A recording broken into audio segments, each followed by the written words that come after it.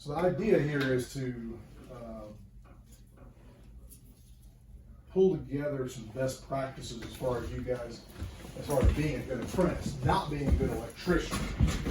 It will lead to being a good electrician. The idea is not to try to teach you how to be an electrician here.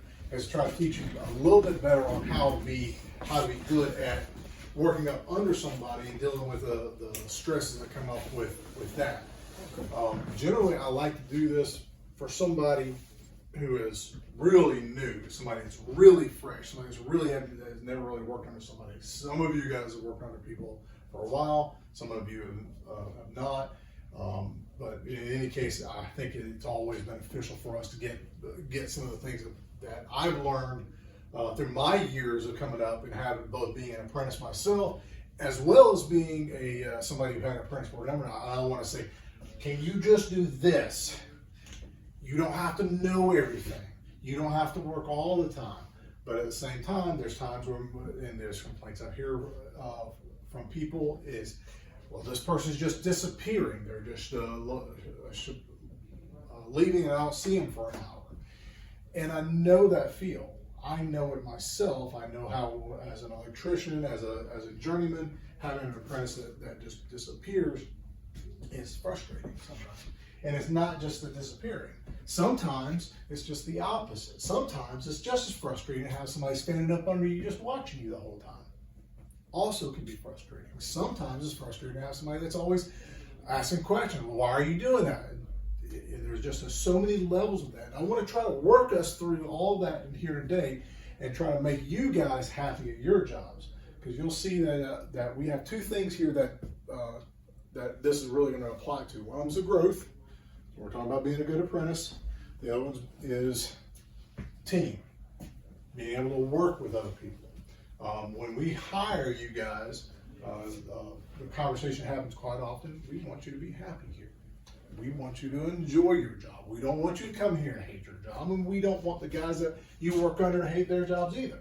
So that's what this is going to be for, is for you guys to try to do as well as you can, working up under people. Now, you may come into this, and you're welcome.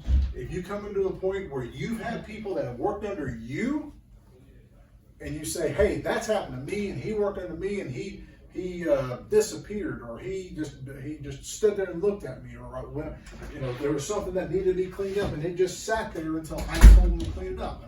So if you guys want to jump in any of that, y'all are welcome to. You don't have to raise your hand to talk. Y'all are welcome to speak whenever you want to, jump into it. It's not going to be that rigid. So let's jump into the first slide.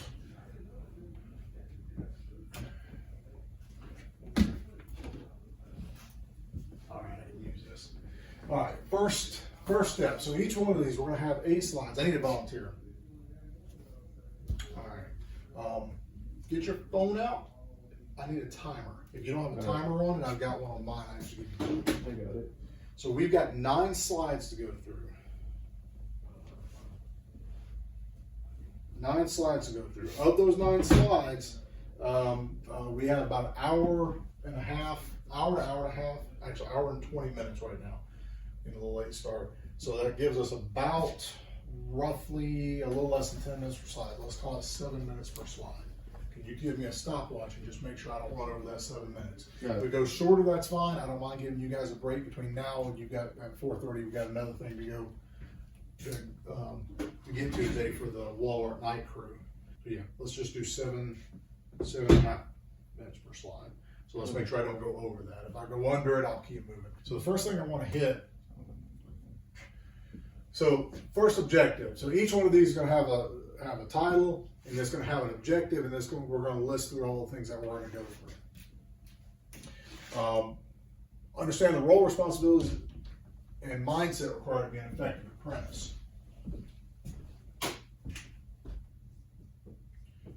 When I wrote this, I said, how to be a good helper / apprentice.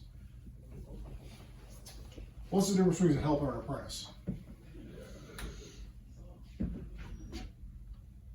Apprentice seems like a program, and a helper seems like just a job.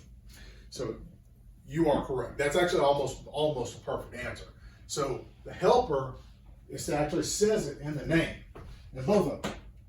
Helper is there to help. Your job, your number one job is to help. That's what you're there for. I want all apprentices. I don't want anybody here that doesn't have the mindset of that one right there, the growth. I need the growth. And I want you guys to have the growth, because most of the time, and I won't say all the time, most of the time, people who just are stagnant are happy. And again, this job, the company is designed to around its employees, around the team, because we want you guys to enjoy your job. I want you guys to be apprentices. I do not, at the very least, an apprentice, not helpers. So we're going to get rid of that right there. So as much as possible, I want you guys learning. I want you guys to be members of the IAC or some kind of schooling program, to where you're learning not just how to physically do the work, but why you're doing the work.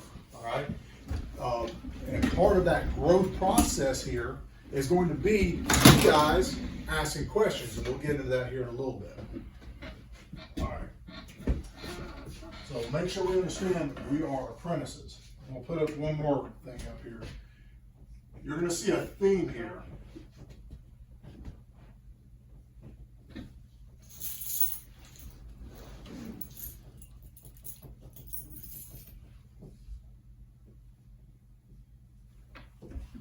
You're going to see a theme here. Humble, hungry, smart. I stole this, I'll admit it. I stole that phrase. Who likes to read? Read at all? Let's start there. Who likes to read self-help books? Self-help? Yeah. Self-development? Self-development, yes. Mm-hmm. Let's start with that. I got this from a guy named Patrick Lencioni, a guy who wrote several books, one of them called The Ideal Team Player. Anybody heard of it? No? All right. What's really funny is this company had a guy and his helper before, a guy named, and his helper, who was named, and I work for the company as a service manager. I talked to him, and I said, I need you to start reading some books, because I need you to start growing here, okay? And he's like, man, I'm not into self-help. I don't do it. I'm not into self-help. Which one did he not demonstrate here? Smart, humble, and hungry. That's exactly right. I'm not into self-help. Yeah. So I got to, so here's the really funny part about this. He would have owned this company had he developed himself. The owner of this company before me had every intention of having him take over the company. When you see this, you're going to see this. It was, again, the ideal team player, and this is what it's centered around, is these three words. When we go through this, y'all are going to see this theme show up. You're going to see it every time. You're going to see that. You're going to actually see some of those words actually show up, not hungry so much, but humble and smart. But you're going to see those words show up. So just be aware that theme you're going to hear not only as an apprentice, but it's going to be important as an apprentice, but it's also going to develop when you become more of a journeyman, when you become more of a master. Wherever you go, these three qualities become extremely important. And the more that you can demonstrate those qualities, the better your career will be. So again, when he said, I'm not into self-help, that right there, it hurt him. I couldn't do anything with him. All right, so I wanted to real quick, the people who just walked in, we talked real quick briefly about the difference between an apprentice and a helper. Jalen, what do you think the difference is? Pay. No, because they start off at the same, so it's not bad. But it is good. It would affect it over time.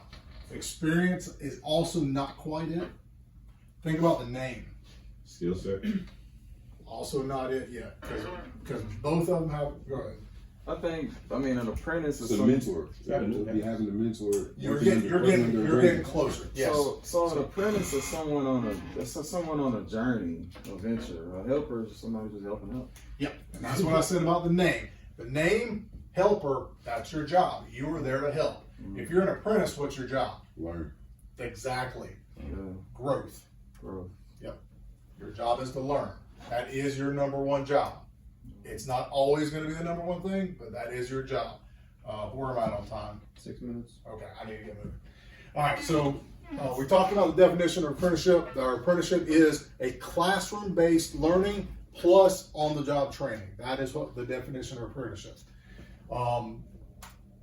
You'll see these. We're not going to go.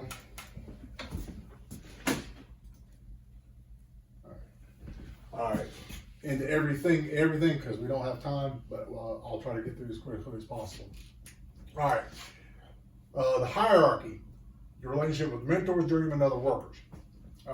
This one's kind of self-explanatory, and a lot of these will be. You know who the boss is. When are you the boss? All the time.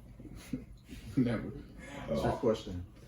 Right. Almost never. Just, Okay. you ever said it? Let it run for now. I need to know how far I go over. All right. So yeah, just make sure you understand that if you are on a job and somebody else is responsible for the job. Right now, Iman is responsible for a job. When is he the boss? That's right. He's anytime he's on that job. That means if I walk on the job, who's the boss? Who? No. Iman is, yes. Iman is responsible. I walked into a job before up in South Carolina that Jesse was on. When I walked onto that job site, the very first thing he did was walk up to me and say, "Hey, where's your hard hat and safety vest?" What did I do? Forget your I went and got my hard hat and safety vest. And I say, "I'm the owner of this company. I'm not listening to you." Did I say that? No, of course not. What did I demonstrate? Humble. Humility, yes. I demonstrated humility because I knew he was the boss and it was his job. I'm not going to tell him it's not, hey, you can't. And he wasn't an ass about it. So that was going to be also humble. He wasn't an ass about it, but it also demonstrates respect. And that goes to everybody. If I was the boss and he walked into the job, I may screw around and say, "Go get your hard hat." I may be an ass about it, but I'm not going to be a real ass about it. I'm going to be respectful. I'm going to play, but I will never call him an idiot for walking up. Same thing I expect of you guys. If you're the boss, do the same thing. Don't be an ass about it, okay? But I expect them to do the same with you. You walk on without your safety gear, your hard hat. Hey, where's it at? Go get it. That's it. But not, hey, are you a idiot? Okay? We don't allow that part, but we do allow. And just for y'all's sake, just know we do allow the fussing, but not disrespect. Okay, you don't get to be called names or anything like that. All right. So again, we talked about current key responsibilities. Your responsibility is to learn. Number one responsibility is to learn. All right, right mindset. Again, I've told you we're going to see that word, the importance of humility and openness to feedback. We're going to get into feedback a little bit later, but being open to it, let's just say start with being open to feedback. What are you demonstrating? Humility. Humility Smart. and being intelligent. Just being open to learning. All right, and patience, persistence, and mastering complex skills. This is going to take a while. I am still learning. I've been doing this for 27 years now. 97. Yeah, 27 years. 27 years I've been in this. I still got a lot to learn, and I love the learning part of it. It's what drives me. So just know that you'll never be out of the learning phase of this job, but you will get to a point where you're going to know a lot more than a lot of people, and you'd be surprised at how quickly you're going to get there. All right. I do want to, so before I move on, I want to growth mindset, embracing, we'll get into this a little bit later, embracing challenges and learning from mistakes. That's another extremely important skill, knowing that when you screw up, it's okay. What do you do when you screw up? Learn from it. Improve. All that's good. I want one thing to be said though. Tell the foreman. Fix it. So you're getting close to where I want to say. I understand. What I want to say. I will tell you, I want a big red neon sign pointed right at you. If you screw up, what's up? Accountability. Accountability, yes. If you screw up, I want you to say, hey, that was me. I did that. And trust me, the guys that are the best people here are the people that are willing to do that, because it shows that they're confident, they know that they're good enough to screw up and keep moving on. When we go, and statistically speaking, when you're talking to a client, if you talk to a client and you screw something up and fix it, they will trust you more than if you never screw up at all. I know it sounds weird, but they will trust you more if you say, hey, we broke this thing over here. We're gonna fix it on our dime. And let me tell you something, if you do it, you tell us, hey, we screwed this up, we fucked this up, you know, we'll pay you to fix it. We just need to know that you did it. And it's okay, 100%, the screw ups will happen. The highest paid people here have made also the largest firms. Okay, just know that. And don't get me wrong, it's not like there's not a line that couldn't be crossed. You can, there's a difference between just screwing up and being negligent. But just know that a key has made some of the biggest screw ups. Jesse has made some of the most expensive screw ups. Jonathan has made some of the most expensive screw ups in this company.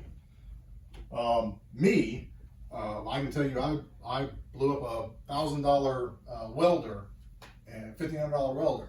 And that was early in my career. At Buckhead Meat, I also took down their entire server, and that actually wasn't that long ago. So the screw ups will happen, okay? Know that you will screw up. And when you screw it up, just let us know, keep moving on. Boy, I am way over time, aren't I? Mm-hmm. Okay, so give me 6 minutes on the next one. Let's see if we can make up some time. All right, develop strategies for acquiring new skills. I'm gonna try to get through these very quickly. Some of this is we're gonna be repeating, so just know that, and I'm not gonna get too far into it. Watching the guys that you're working with, you'll be seeing what they do and how they do it. If you see somebody do something and it works out great, then you've learned something. If you see somebody do something and they screw it up, what does that tell you? Don't do that. Don't do it that way. You've learned something. It's you win or you learn. You never lose. You win or you learn. All right. This right here is one of the most important things that you need to understand. Taking initiative and learning. If you come to a point, and don't get me wrong, the answer is many times going to be no. If you come to a point where you say, hey, I don't know how to do that, is there a way I can get in on that? We want to hear that. We want to hear you say, I'd like to learn that. But guess what? If you're disappearing, if you're lazy, if you're showing up late, we're not going to want to give you those tasks. You know what I did? And this was back when I worked pizza when I was still in high school. I volunteered for the crappiest jobs. I cleaned out the grease trap, I cleaned out the trash cans, but when I said I want to move up, they had no problem with it. Volunteer for those jobs that other people don't want. And when you go to say, hey, I want something else, I want to learn something, they're going to want to bring you up. They're going to want to give you those extra tasks. But if you want to do the easy tasks or the fun tasks that are new and are just things that you've never done before, that everyone wants it, and you start trying to get that when the other person who cleaned the trash cans wants it, they're going to give it to the person who cleaned trash cans. So take initiative, but also know that it comes at the cost of working hard in other areas, doing some of the jobs that other people don't want to do.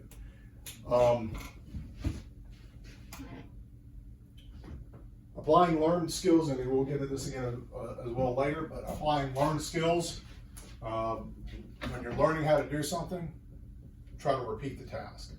They tell you how to put it in a receptacle, then I want to do that a few times. I want to learn how to do it. I want to be great at it. And I'll give you another little tip that I had to learn the hard way. I didn't really understand until way later in life. You don't have to be perfect.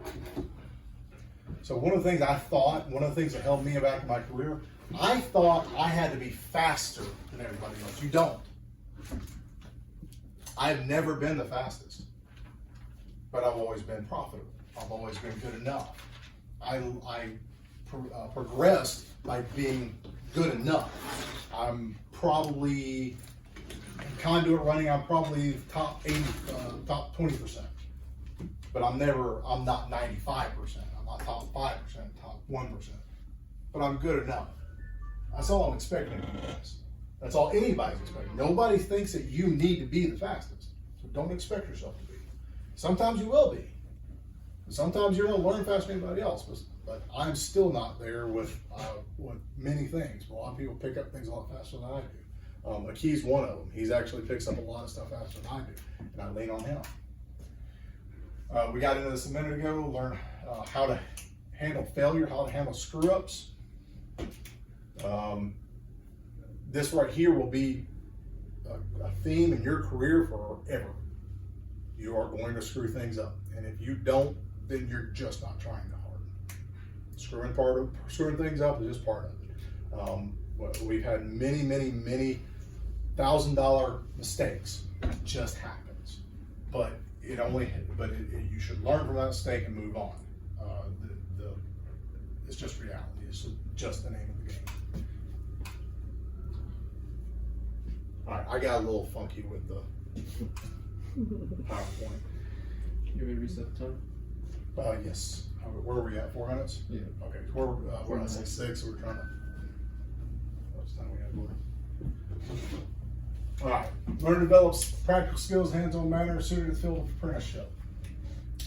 These slides are applicable to apprenticeship. They're geared towards electrical, but it's just an apprenticeship in general. All right. Focus on precision, safety, and efficiency in all tasks.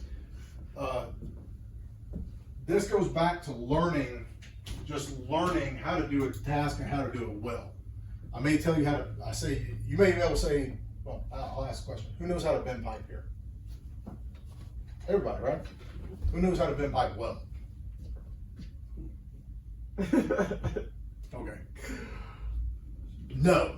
Yeah. I will say Decent. decent. Okay. So there's precision, craftsmanship, the learning how to do it well, learning how to do it to a standard that when you walk in there, you're proud to say, I did that. The straight pipes, the nice and straight bends. It's important that you learn to do these things well. I did say be good enough, but I am saying good enough is not bending the pipe over your knee. Okay, I want to develop better. I want you to be in the top 30% at least of pipe benders. Okay, there's a lot of people out there that can bend pipe and say I can bend pipe. I know how to bend pipe, and it looks like hell, and you can't be proud of the job. I want you to be, as a good apprentice, I want you to be able to do it to a point where when the union guys walk out there, they're not looking at it and laughing at you. All right? All right, we're going to talk about safety a little bit later and how to address that. All right, progressive skill building. How many of you think that you are, sorry,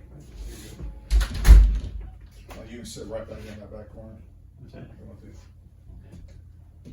Or you can sit behind Jordan. You can see the TV. You can see the TV right there? Sorry. All right. So how many of you think that you are progressing well in your career?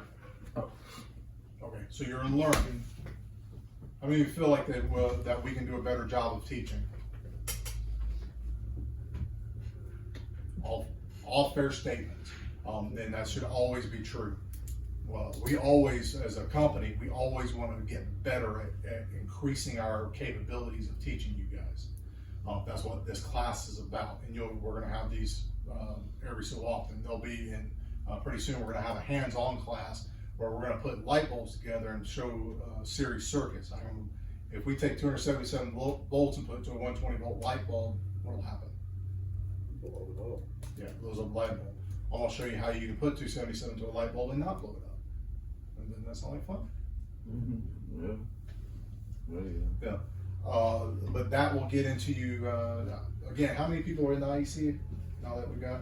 Okay, so now we got a larger, a little bit better than half of it. You'll get into series circuits and parallel circuits, but what they don't do real well in the IEC is apply it. How do you use it? Why you learn series circuits? And you will, and you won't think you will. It's like, well, I never know where I'm going to use math when you get in high school. Where am I going to use geometry? Sometimes you don't. But when it comes to series circuits, this is what we're going to find out, is that those series circuits do have an application. It's just not a direct application that you think. We're going to go into that. So when I ask you, where are you at and how are we doing as a company, I want that question to be, and pretty soon, I want that question to be, you're doing really well. This is the place I go to learn. So be prepared for that question coming up. All right, tracking and measuring your skill over time. We're going to at the very end, we'll talk about how logging your skill. One of the skills that was taught to me, which I'll admit I don't use very well, is journaling. As a business owner, one of the things you're supposed to do is journal, because you've got there's a lot of stress that comes along with this job and trying to get that on paper. For you guys, saying this is what I learned today, reinforces it. This is what I need to learn. This is the problem I have. You get that out, you put it on paper, and you're going to start seeing a pattern. What do you need to do with that pattern? Act on it. So if you start seeing, boss man was asked today. Boss man didn't listen to me today. What do we do with that? As an apprentice, what do you do with that? One thing you can do is journal it, right? You can do more than that. Just talk to them. Talk to them. Yeah, have those conversations. And if they belong to this company, they're going to demonstrate something that said, and it shows it up here: respect and team and leadership and humility. If they say it's not my damn problem, they don't. That's not a person that belongs here. Well, I'm just an asshole because that's just the way I am. We don't allow that. Those can be, and I'm going to tell you straight up, some of that are the guys that are the best electricians. They still don't belong here. We don't allow that. That's not our core values. So you guys should be able to go to the people that work above you and say, I don't like how you spoke. And y'all should be able to have a conversation. You can even have a little bit of an argument, as long as it doesn't get out of hand. That's kind of the norm working with people. So just know that as an apprentice, that is a part of your job, is to say, I need to learn, I need to be able to ask questions, but you also need to be able to accept. You need to be able to show that humility and accept when they say, listen, right now is not the time for learning. Right now I need to do. Right now it's an emergency situation, or we're trying to get this done. But about 80% of the time is learning time. About 20% of the time is time just to do, because we're electricians. Sometimes we're in emergency situations. So be aware of that. All right. We talked about this a minute ago, emulating the people that work over you. You have to be careful on this.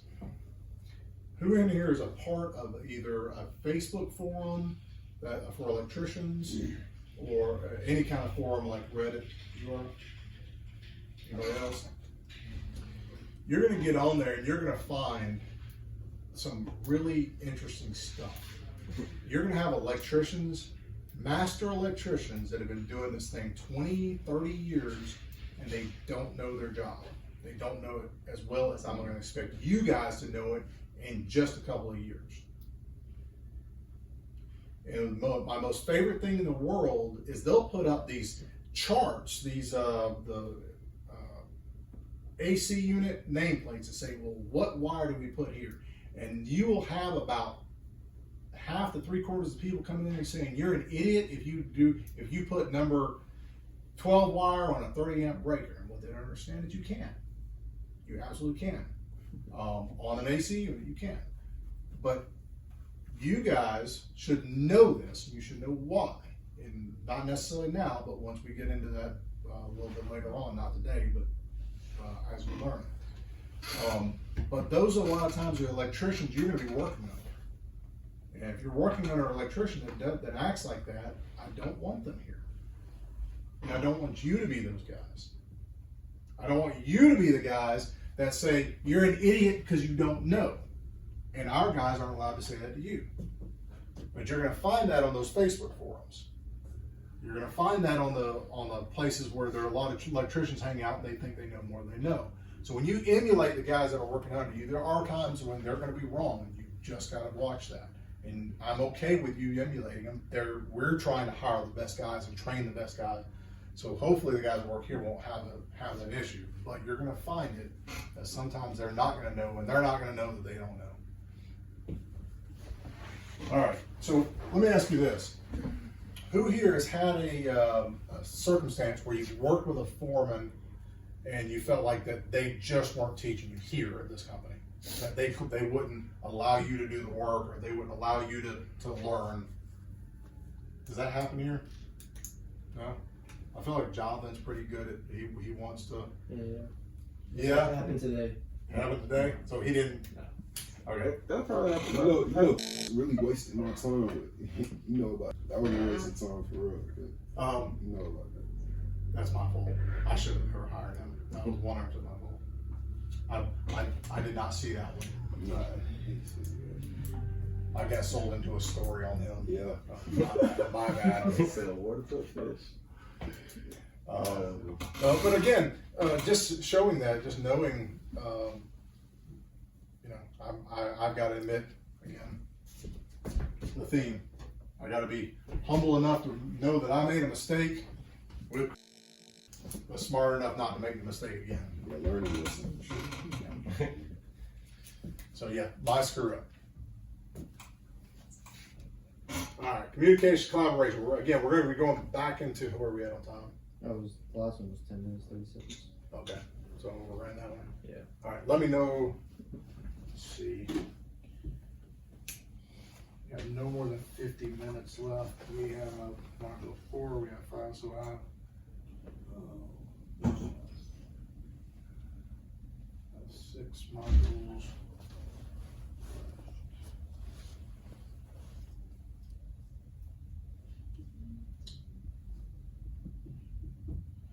All right, so let's keep it 6-7 minutes apiece. Just let me know when I hit 6.5 minutes. All right, building rapport with mentors and coworkers. You're going to see. Look at these words: professionalism, respect, and trust. Now we'll hit the last two because they're easy. Trust, another word for integrity. Respect, it's actually the word respect, and then professionalism actually covers leadership and service. So know that we're looking for these items in you in the field. That goes for you as well as the people that you work with. So it's important that you demonstrate it as well. If you demonstrate it, you guys are going to move up much more quickly. You know, Jonathan, I think he's second year, IEC? Yeah. First or second? He did actually go through a class before that, though. He did graduate from a tech school before he went to the IEC, though. Yeah. Rose moved up very quickly. Jesse moved up very quickly. It's not everybody will move up quickly, but it is possible. But you have to demonstrate the values, and you have to be able to have aptitude to learn. We have this how to engage with colleagues. You guys know the rules here, right? The rule is if you get into an argument with your foreman, if it becomes something that gets beyond control, like maybe cussing each other or fist fight, what's the protocol? What do you have to do? Be concise. Call your ops. Chain of command. Handle it there. Apparently, I haven't conveyed this on one. You have to leave. You cannot engage with your boss. You know why? He can't leave. He's running the job. So, what happens to you if you just say, "Look, hey, he's already cussed at me. Let's put it all on him for right now." He said, "Oh, you're a." What do you do? Leave. You're gonna have to leave, like you said. And then that's step one. Leave is step one. What's next? Yeah, call the office. We absolutely do not allow that. I can see having a little latitude, but I can tell you that is not respect. So we do not allow that. So, but it happens. Crap happens where people get into argument. So I'm not going to be real quick to just fire somebody out of that, but I will write them up. So we don't allow it under any circumstances, because what can they do? If they don't like something you do, if you've done something completely wrong, what can they do to you? Exact same thing, make you leave, right? Mm-hmm. There's no reason they should ever be calling you names.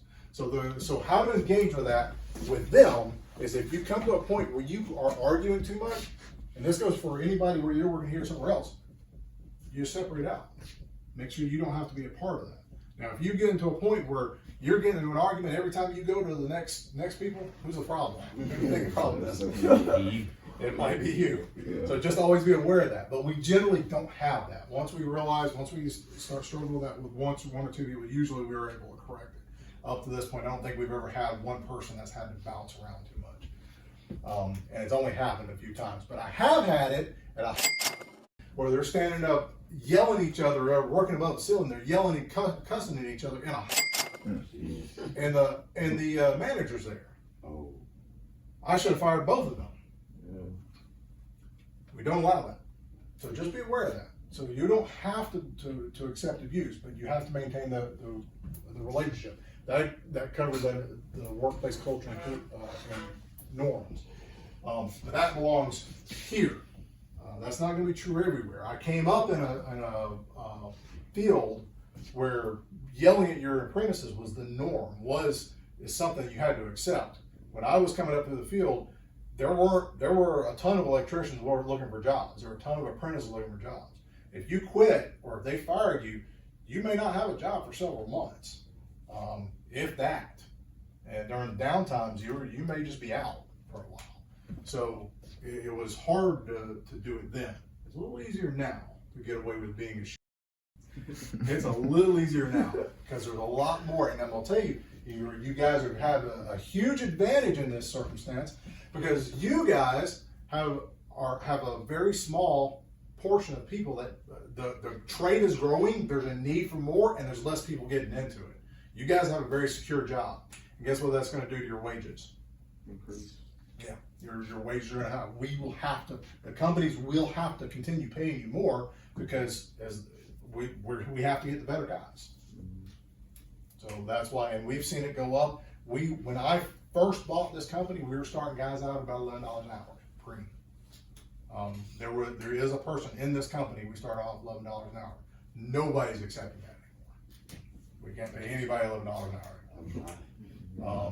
Bare bones minimum right now is $15 an hour, and it goes up from there. And if we have like a military background or something like that, it goes up from there. All right. So, how many of you think you've built a pretty good relationship with the people, the foreman that you work under, or the service tech you work under?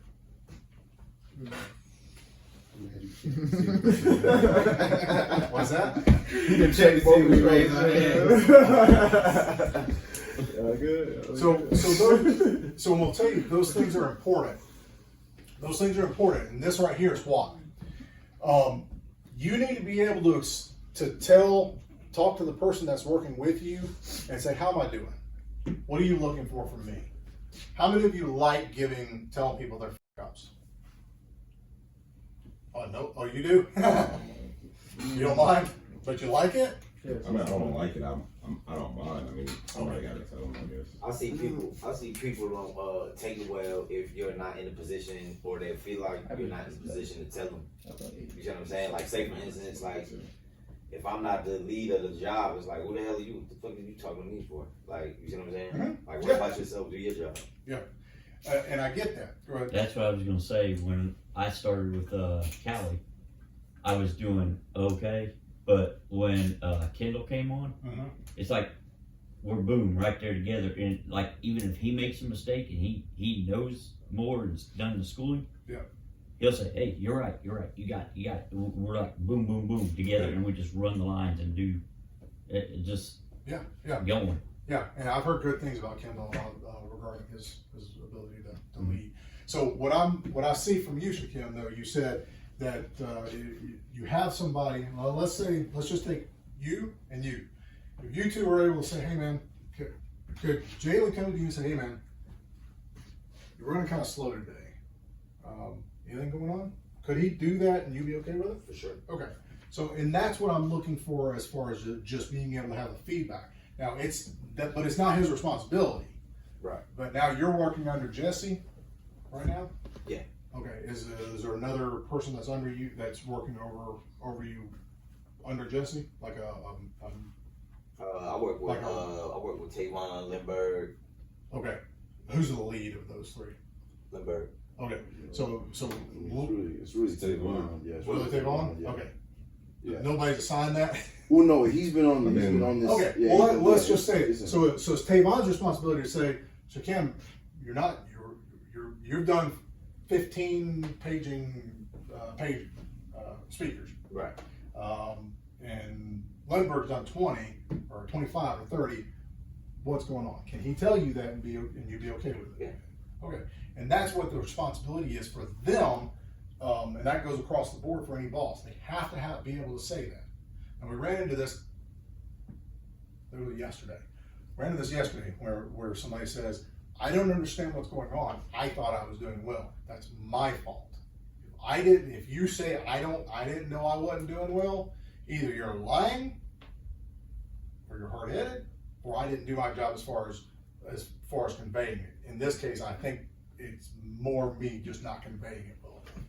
So again, I think it shows humility not to accept that I screwed something up, and then I got to get better at doing that. So that's when we're talking about providing and receiving feedback. You guys need to be able to tell, especially as the boss. It's your responsibility as the boss. Right now, if you guys, Jalen and Shakim, are talking, it's not a responsibility. It's nice to have, but it becomes a responsibility once you become the boss. Once you become a lead, it's now your responsibility to say it. Now, what's your responsibility if he says you're having issues? What's your responsibility? Ask questions. Sure, accept it. Accept it. Yeah, even if you disagree, you can say I disagree. It's okay to say I disagree. I don't, but at least listen and accept it. That's your only responsibility. So the feedback part of this is extremely important. And the more that I've learned here as the owner of a company, the more I realize it's more and more important than I've ever thought. And the humility part is what makes it tough. I don't want to do it. I don't want to tell you that you're not good enough to get a raise. I don't want to tell you that you're not fast enough. I don't want to tell you that you're not smart enough. But sometimes that's what you need to hear. And that's going to be your responsibility. It's roasting in here. Am I the only one hot? A little more. A little more. So,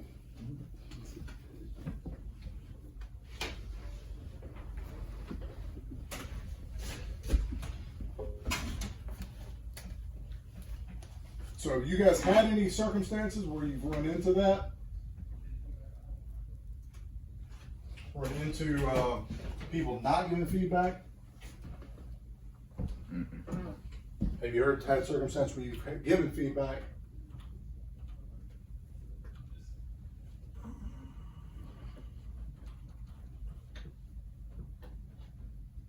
Where you've given feedback and it wasn't accepted? Let me ask you this. Have you given feedback back to us and then we didn't accept it? No. No? Okay. It's important for us too. And we're human just like you guys are.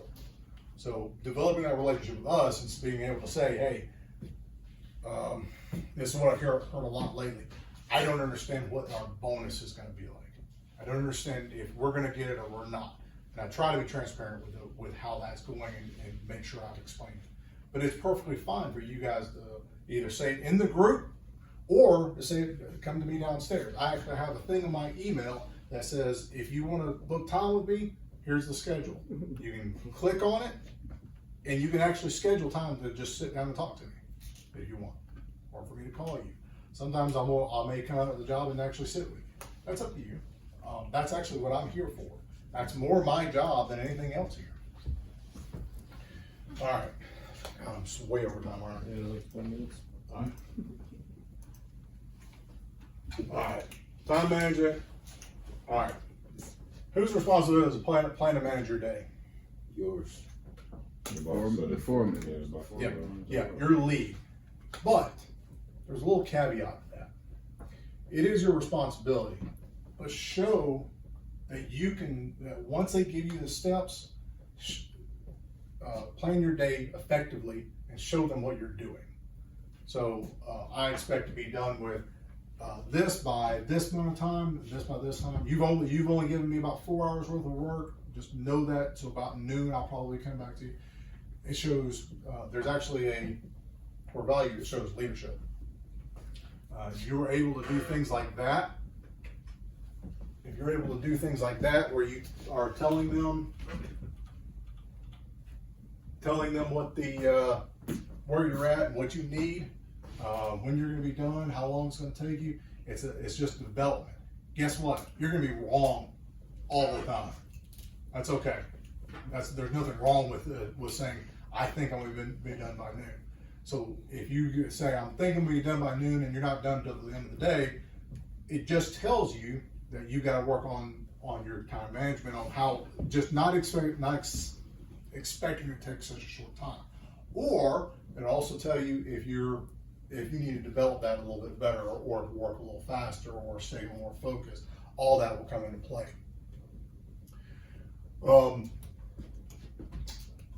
Here's a really important one. Consistency and reliability. Let's focus on reliability. When I say reliability, what do you guys think I mean? What does it mean to you? If I say be reliable. Being on time, doing what's asked of you. You can turn your back on somebody and know that your job is when you're right. Sure, make sure the material at the damn job the first time. Consistency and performance. Like, For you as apprentices, right now, it's just showing up. A lot of people think missing a day a month is fine, and I probably actually won't jump up and down about a day a month. We designed so you guys get 2 weeks vacation after 90 days, right? Mm-hmm. It starts developing over a year, but that's the way it works. It's actually designed so that you can have 5 days of PTO as sick days. So that averages you out to about 1 day every other month. That's a pretty decent average. That's a good amount of time. And that's for sick days, just being off, unplanned sick days. That doesn't even include like if I need to take off to go to the doctor or something like that. So missing an unplanned day every other month is about average. But I can tell you guys like Key, Jesse, Josh, who used to work here, me, we don't miss that much. We don't miss unplanned days. We don't get sick that much. So if you're missing more than once every other month, it's pretty high. So just know that reliability is something that everybody watches, especially if you're in your first 90 days. We're watching it, and that's going to be any company. If you start laying out, it's a big deal. It's much bigger than what you think it is. You think, well, I'm not going to show up today, and nobody's going to miss me. They may not, but if they don't, that's another problem all in itself.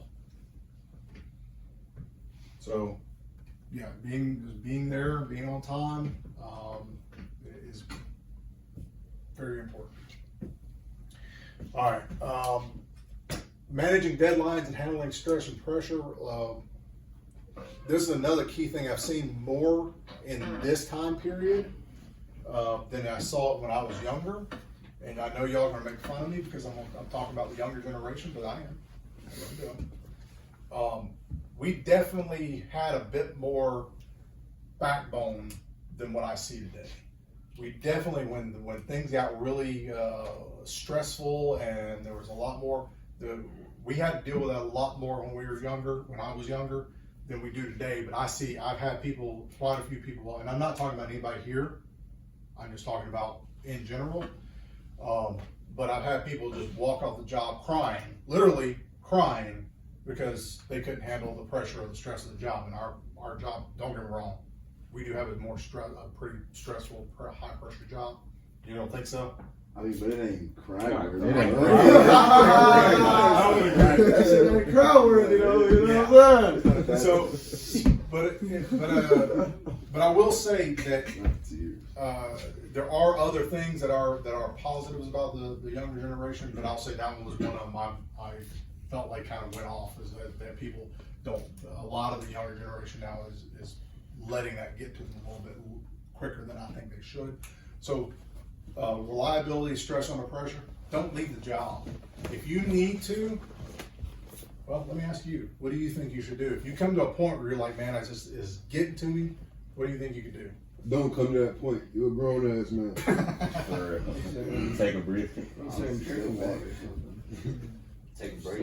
Yeah, I would say it's very reasonable. And don't get me wrong, I will say I've done that, where I'm like, look, I've got to step away from this for a minute, and I'll come back to it. I've come to those points every once in a while, but I don't leave the job and say somebody else deal with it. And that has happened to us here in the office several times in this company, where people are like, well, I can't deal with it, I'm just quitting. It's always younger people. I don't get that from the. That's great. No, I think about it. I did have one older guy that did that, but for the most part, it's always the younger people that are just, I can't deal with it, I'm just quitting, and it's frustrating sometimes.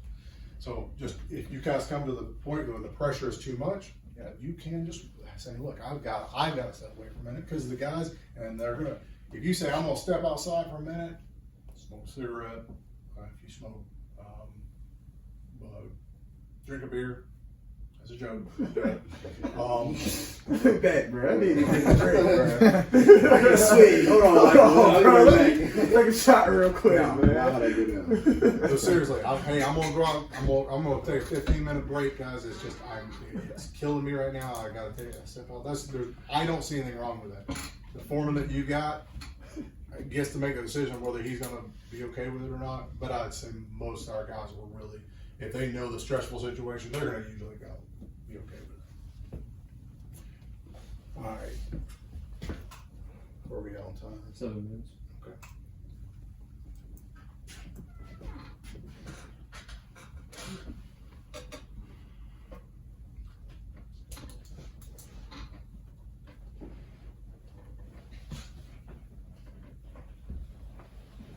All right. So I'm gonna get through these pretty quickly, because a lot of this is stuff that I've already hit. Analytical thinking, creative problem solving, staying calm under pressure, we just covered. I'm not gonna hit that one again. Creative problem solving, and analytical thinking. Where do you think you developed that from? Experience. Experience, yes. And one more thing. I was gonna say adversity. Watching That's part of experience, but yeah. watching the work of others. Classroom. I need to express the necessity in classroom training. I know you walk into this and you think, I don't know why classroom is important. Why can't I learn everything I need to know in the field?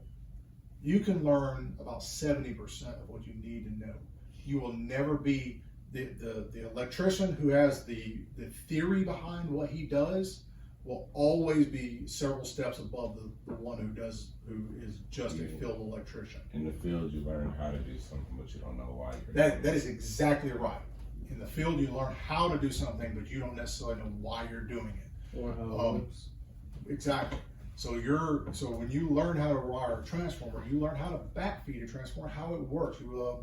Many of the things that I've done, many of the most impressive things that I've done, were never taught to me. I'll give you a quick example. I had actually there's a master electrician who says, hey man, I've got this issue where this voltage out here is fluctuating, and we're blowing up transformer, or we're blowing up ballasts out here. And I said, well, did you check the transformer and see if the secondary is bonded? Well, apparently they reverse wired. I know you guys, a lot of you are not going to get this, and that's okay. You don't need to. He said, they reverse wired a step down transformer. So the delta side, the high voltage side, had no ground on it. Well, I said, take the hot wire, one of the hot wires in the transformer, and I want you to bond it straight to ground and turn it on. He's a master electrician. I'm up there, but I'm. Called you crazy. What's that? He called you crazy. Of course he did. Yeah. And then understandably so, because what do you think happens when you take a hot wire normally and put it straight to ground? Short circuit. Short circuit. It's a ground fault, actually. Ground fault. Yeah. So going through IEC, you guys should learn the difference between a short circuit and a ground fault. There is a difference. But doesn't a ground fault lead to a short circuit? No, short circuits when you have when you take your hot and a neutral and put them together. Yeah. It's not a ground fault. It's a short circuit because you're shorting. You have your resistance. Call it a light bulb. Mm-hmm. Your resistance has been taken out and you bypassed it. So now you have a short circuit. Gotcha. Whereas a ground fault is a fault to the ground. Mm. So in this case, though, I knew it, but I'd never done it before. But I knew how it worked. And that's what I want you guys to be able to do, is say, I think I can make this work this way. And not already have somebody teach you how to do it. And it's benefited me time and time again. So how I do a lot of my quotes, how I do a lot of my design builds, is one of my favorite things to do. It comes from my ability that I learned from school, not from what I learned in the field. Okay? That's why I want you guys to do it. What does that mean? What does it mean if you have a journeyman's license for you? What does it mean for you? Why do you get a journeyman's license? Why do you care? Shit, the only thing it means to me is earning power. That's exactly what I want to hear. Yeah, it's more money. I have to pay you more money if you know more. Who's that benefit? That's Everybody. Exactly. It benefits everybody. It benefits me too. As the company owner, if you guys are more functional, I can send you to do more. You make more, and I make more. So I invest in you now to try to get you guys to learn, with the hopes that eventually, now if you can, I can't keep you from carrying your knowledge somewhere, so you can earn it somewhere else, and you can earn it for somebody else. Hope not. But the reality is, it's yours. I can never take it from you. Mayor, Good.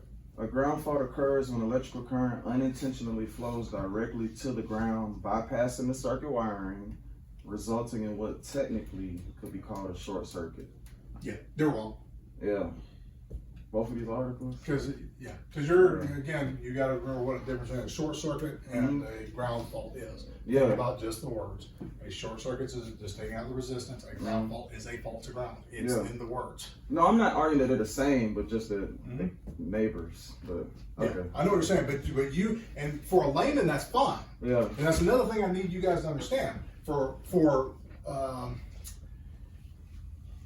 give you a quick question. Let's see if you can answer this. See who gets it right. What's more dangerous, voltage or amperage? Amperage. Anybody else? Voltage, amperage. I got like 3 answers. Got amps? Amps? I say volts. You say volt. Can anybody explain why? Because Voltage is just current that's flowing to it, and the amps is how much energy it's actually drawing. yeah, like if you had a dryer and You want to know something real funny?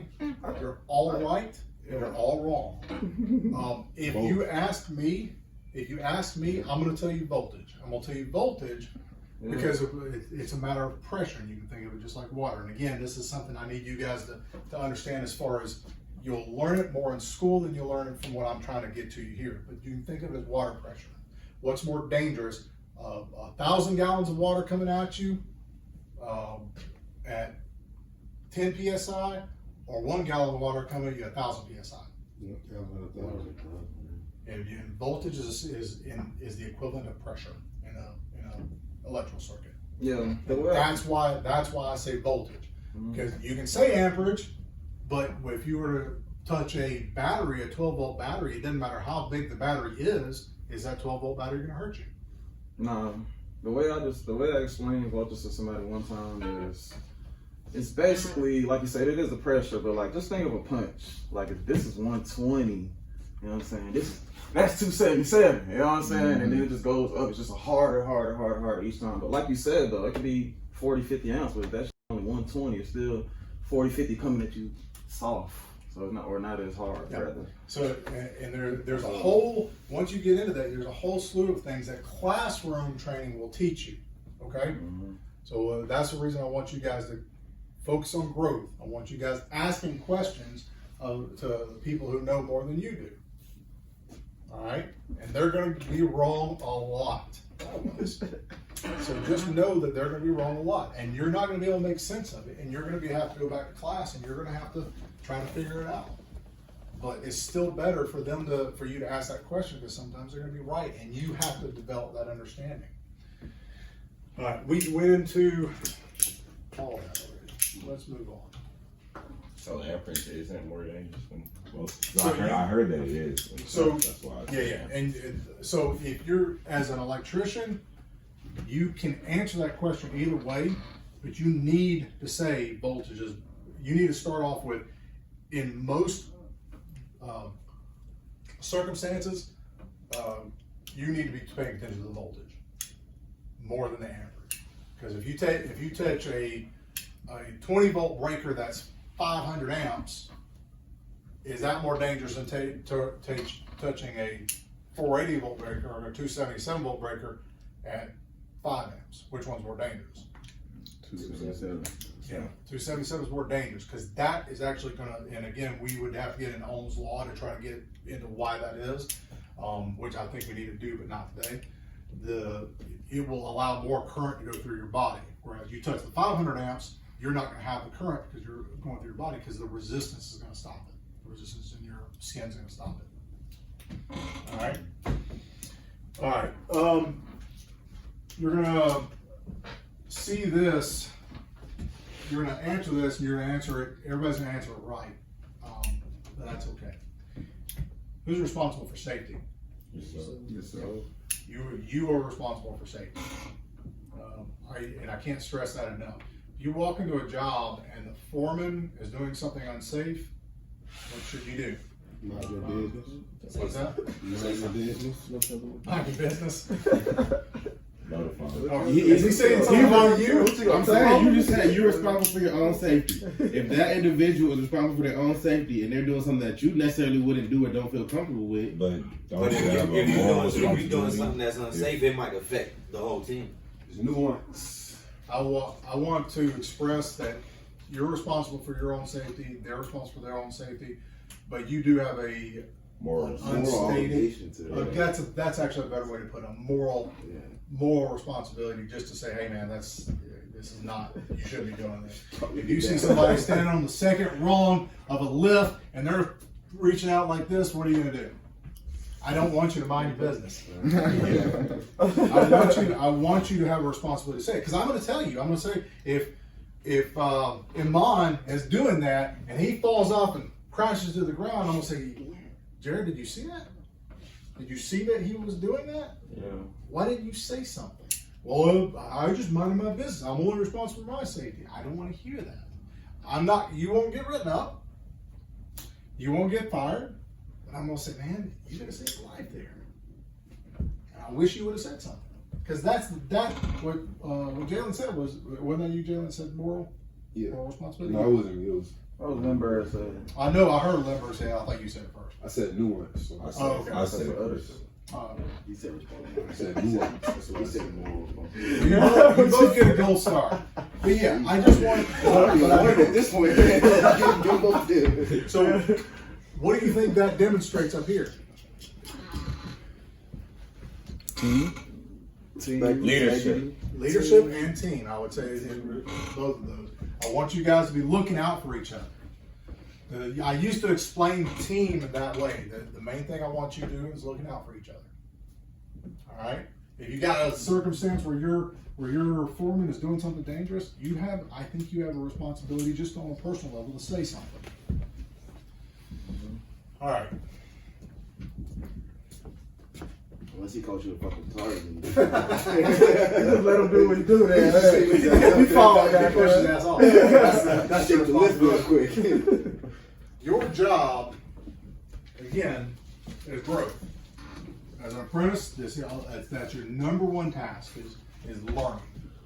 You of course have to be, and I'm going to use the word, and I hate the connotation to it. You have to be profitable. You can't be sucking down more money than we're paying you. But there's not an expectation that you make as much as a journeyman would. Right now, your job is to learn. So that goes from now, but that also thinking about what you're going to be doing moving forward. All right. So thinking about, am I going to class? Am I going to go to any more advanced classes? Can I do more? Do I need to step back? If you're going through the IEC, who here has done the 2-night classes? 2 nights? How'd y'all doing them? I'm doing them now. I mean, sorry, I'm doing one online and one in person. I was a straight B student. I did it even during my first year where I did 2 nights a week, 4 hours a night. I was a straight B student on the whole 4 times. I didn't think it was horrible, but I think it's a lot. Especially if you have kids or anything, it's a lot. If you come to a point where you're like, I just can't do it, we had somebody else asked us to start doing nights. Oliver asked us not doing nights, but not doing travel status. You know, those kind of things. If you need help, if you need to back up, if you need anything like that, you're going to need to take control of your own career, especially as apprentices.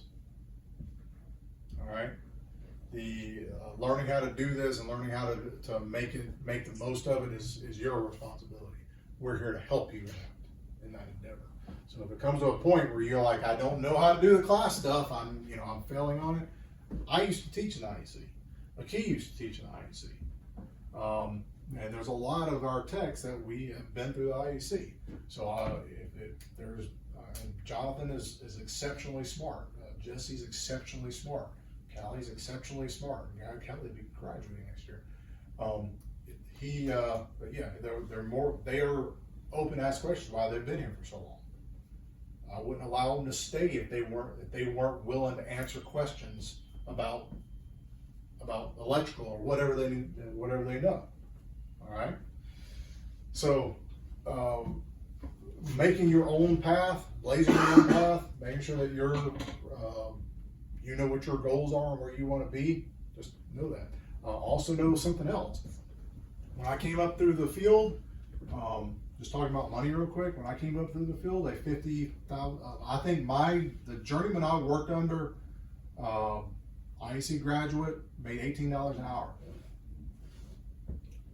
That's our bare minimum now. Yeah. So the wages have already gone up considerably. Everybody in this room, I would expect to be in the 6 figures in the next several years. I expect everybody to be, and that's why you need to have the training, because you won't get there without it. Because there are a lot of companies out there, and I can tell you, I work for one of them. That if you wanted to smoke weed, you could. But I made $16 an hour working for him. And when I finally said, I need more money than what you're paying me, and I was running jobs. I was a journeyman electrician. He paid me $16 an hour, but that's what he paid everybody because they all smoked weed. I did not. So when I said, look, that's not me. You got to pay me more where I got to go. And he's like, well, I'm not paying you more. Well, guess what happened? I turned in my notice. Guess what he did? Paid you more. He offered to pay me more. He said, I went ahead and put that raise on your check. I'm like, well, if that's what I got to do to get a raise, I don't want to work here anyway. Which I was already, the next company already offered me more anyway. So, yeah. So just know that was a long time ago. I'm not going to tell my age here. So yeah, just be aware that the wages are going up, and they're going to go up even more for you guys. But again, it's going to go up more if you guys are going through the classes and learning to be good apprentices, learning to learn. And I can't tell you how critical it is while you're working under people right now to be a good apprentice, to be the guy that says, I'll sweep the floor. I'll be the one to make sure that I'll do the ugly work. I'll work hard. I'll work late. right now, especially when you're young, it's important to do that now. You don't want to get to my age and be having to do that. All right. If anybody wants to talk about their goals, that's what I'm here for. Again, growth is part of our core values. A key is also here for that, and he's good at it. He's actually he's a better people person than I am, but I'm a better technical person than he is. So just know that we can help out with that kind of stuff. All right. How many of you are on social media in general? Yeah, pretty much everybody, right? All right. How many of you are on LinkedIn? All right. LinkedIn is a good resource. It's one that I don't use a ton, but it is a good one to have.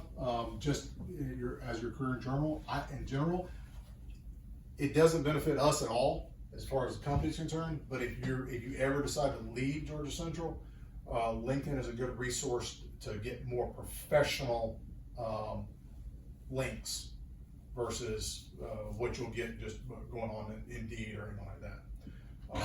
So I would encourage everybody to do that, even though that's not a Georgia Central thing at all. That's just for you personally. I wish I had gotten onto it earlier on. I'm on there now, but of course it doesn't do me much good either, except for my more links just getting other jobs, not getting work. And then Facebook forums, again, we were talking about Facebook forums. Only 2 of you mentioned that you were on Facebook forums. If you're on there, it's not really so much trying to get links, trying to get professional development, but you do start seeing other people and seeing how they interact. There's a lot of assholes on there, but just be aware of that. And it's one of the reasons I created the respect one, is seeing people like that. I don't want people treating everybody like assholes. I want the humility. I want you guys to I'll actually give you a good example of that. We only got a few minutes left. Good example of that is I tell a customer will say something along the lines of, and I've heard this a lot, I know nothing about electricity. And I'll say, if you knew everything about electricity, I wouldn't have a job. So I appreciate that you don't know about electricity.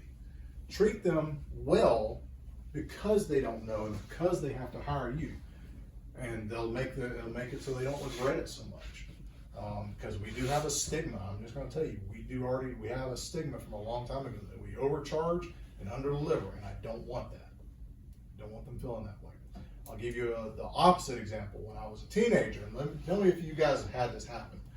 You ever had a mechanic, and this was back in Winder, Georgia, when it was even smaller than it is now, and these mechanics were, all you know how to do is put gas in the car and drive it around. Those kinds of people piss me off. I'm hiring you because I don't know about cars. Why are you treating me like an idiot because I don't know about cars? So I don't want you guys to ever be treating either a customer or your apprentices like they're stupid because they don't know. Or hell, even your journeyman. Sometimes you're gonna find master electricians that once you go through school, you're gonna find that there's a lot of them that you know more than they do. And believe me, I know I've argued with a few. So just be aware of that, but be humble.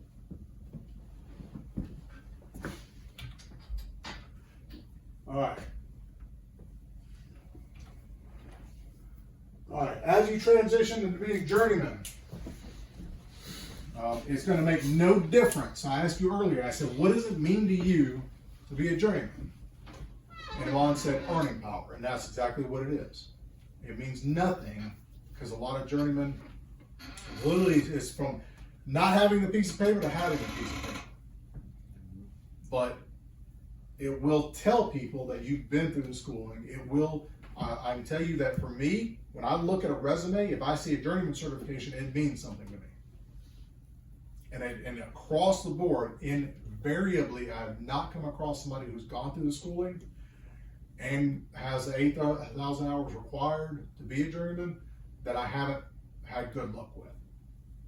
Matter of fact, Carlos. is it? I think there's a difference with him. I think Yeah, somebody just handed his in another state. I He don't count. He don't count. No. And more than that, he wasn't bad, but I think there was other issues that I had with him. Yeah. All right. So yeah, once you get your journeyman certification, then you got a full trajectory, a full range of wherever you want to go. There is and you can actually see it right here. That's what we put this up here for. There's a ton of things that you can do. Do you like climbing up and down ladders? Do you like the physical aspect of your job? If you don't, you can have a job working on PLCs, sitting in front of a cabinet all day. You can have a job in programming PLCs.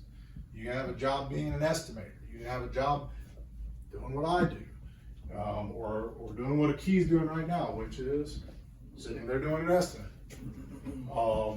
And again, these jobs are 6 figures easy, and they're not hard.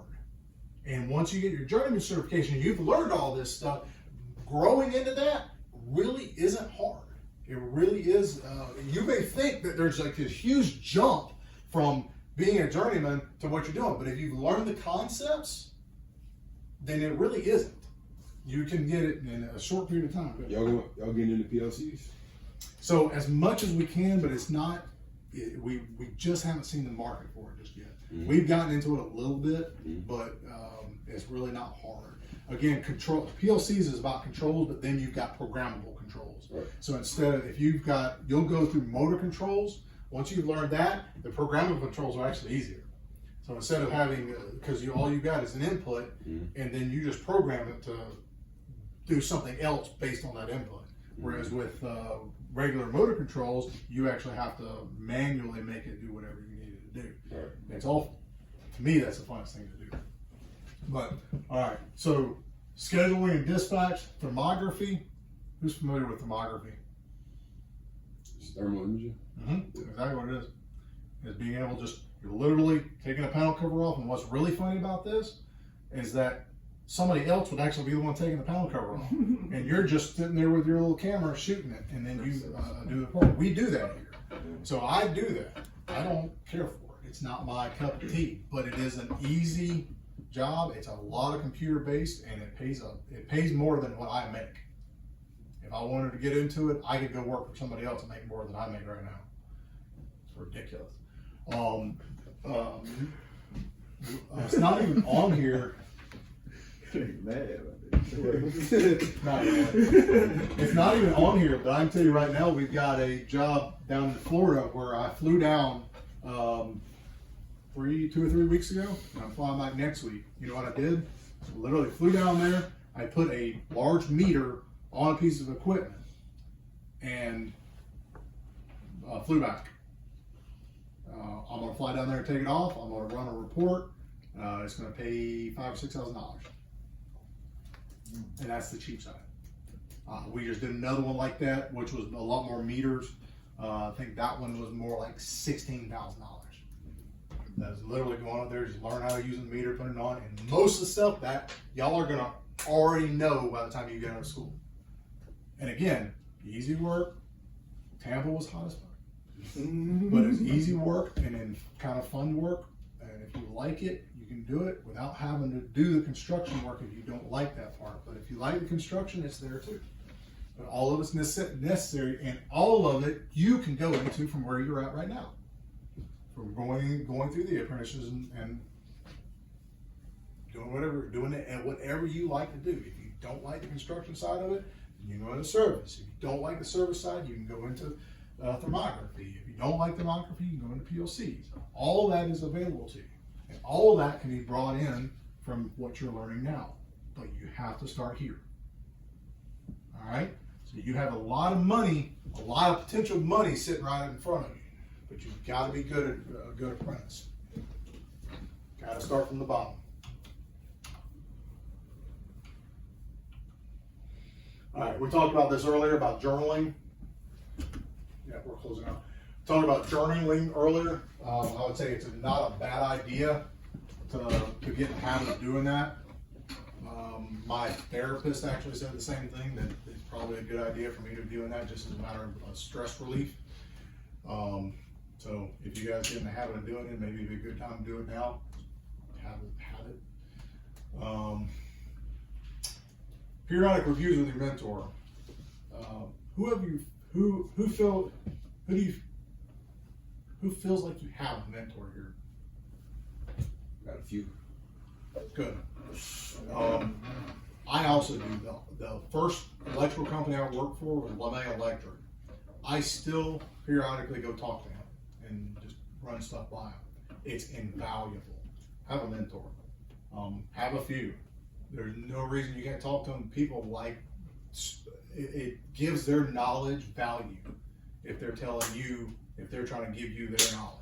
The man that I talked to literally on spreadsheets probably sent me $50,000 worth of information. Somebody I'd have to pay $50,000 worth of develop. Just in the years, the many years that he's been in business, he had developed these spreadsheets and different ways of doing things, and he sent it to me. Just a great mentor. So develop that. If you have a mentor, then talk to him. Did you have a question, or you just saying you have one? Did you raise your hand? Carson? No. Okay, I thought you raised your hand. Okay. All right, so let's close out. Any questions, anything y'all want to talk about or get into?